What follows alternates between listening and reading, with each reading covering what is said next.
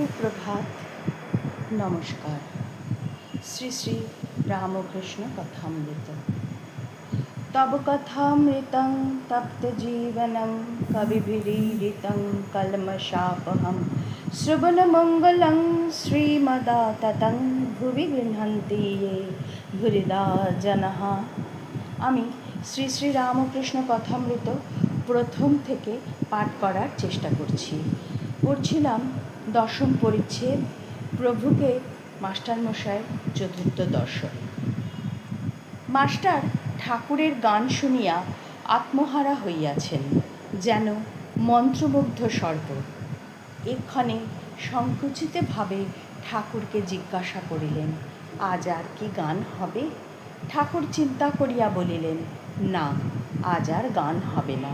এই বলিয়া কি যেন মনে পড়িল। অমনি বলিলেন, তবে এক কর্ম করো, আমি বলরামের বাড়ি কলিকাতায় যাব, তুমি যেও, সেখানে গান হবে। মাস্টার, যে আজ্ঞা। শ্রী রামকৃষ্ণ, তুমি জানো বলরাম বসু? আজ্ঞা। মাস্টার, আজ্ঞা না। শ্রী রামকৃষ্ণ, বলরাম বসু বোসপাড়ায় বাড়ি। মাস্টার, যে আজ্ঞা, আমি জিজ্ঞাসা করব। শ্রী রামকৃষ্ণ মাস্টারের সঙ্গে নাট মন্দিরে বেড়াইতে বেড়াইতে, আচ্ছা, তোমায় একটা কথা জিজ্ঞাসা করি, আমাকে তোমার কি বোধ হয়? মাস্টার চুপ করিয়া আছেন, আর ঠাকুর আবার বলিতেছেন, তোমার কি বোধ হয়? আমার কয় আনা জ্ঞান হয়েছে?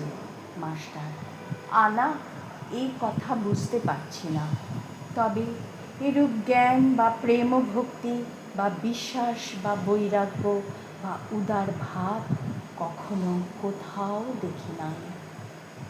ঠাকুর শ্রীরামকৃষ্ণ হাসিতে লাগিলেন। এরূপ কথাবার্তার পর মাস্টার প্রণাম করিয়া বিদায় গ্রহণ করিলেন।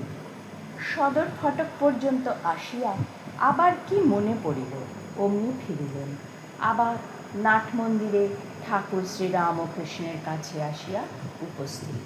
ঠাকুর সেই ক্ষীণালোক মধ্যে একাকী পাদচারণ করিতেছেন, একাকী, নিঃসঙ্গ।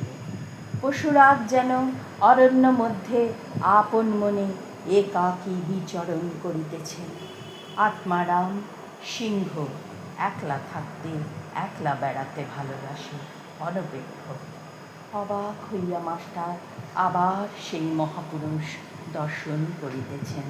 শ্রীরামকৃষ্ণ মাস্টারের প্রতি আবার যে ফিরে এলে, মাস্টার, আজ্ঞা, বোধহয় বড় মানুষের বাড়ি যেতে দিবে কি না, তাই যাব না ভাবছি, এইখানেই এসে আপনার সঙ্গে দেখা করব। শ্রী রামকৃষ্ণ, না গো, তা কেন? তুমি আমার নাম করবে, বলবে তাঁর কাছে যাব, তাহলে কেউ তোমায় আমার কাছে নিয়ে আসবে। মাস্টার, যে আজ্ঞা বলিয়া আবার প্রণাম করিয়া বিদায় লইলেন।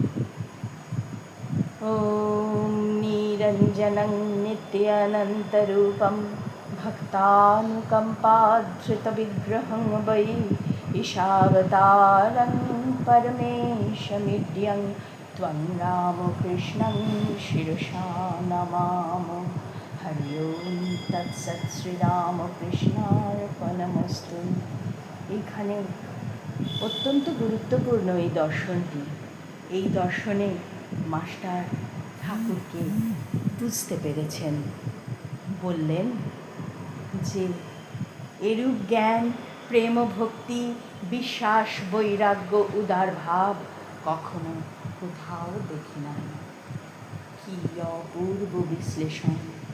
ঠাকুরকে দেখে মাস্টার অবাক, মোহিত, বাচ্যশূন্য হবার অবস্থা, সংসার বোধ তাঁর চলে যেতে বসেছে। জয় ঠাকুর, তব কৃপা হি কেবলম।